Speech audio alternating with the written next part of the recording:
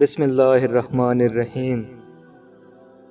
ثوبان رضی اللہ عنہ سے روایت ہے کہ رسول اللہ صلی اللہ علیہ وآلہ وسلم نے ارشاد فرمایا، میں اپنی امت میں سے یقینی طور پر ایسے لوگوں کو جانتا ہوں جو قیامت والے دن ایسے حال میں آئیں گے کہ ان کے ساتھ تہامہ پہاڑ کی جتنی نیکیاں ہوں گی تو اللہ جل جلالہ ان نیکیوں کو ہوا میں منتشر ہو جانے والا غبار بنا کر غارت کر دے گا۔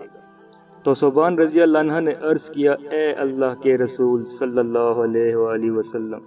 ہمیں ان لوگوں کی نشانیاں بتائیے اور ہمارے لیے ان لوگوں کا حال بیان فرمائیے تاکہ ایسا نہ ہو کہ ہم ان کو جان نہ سکیں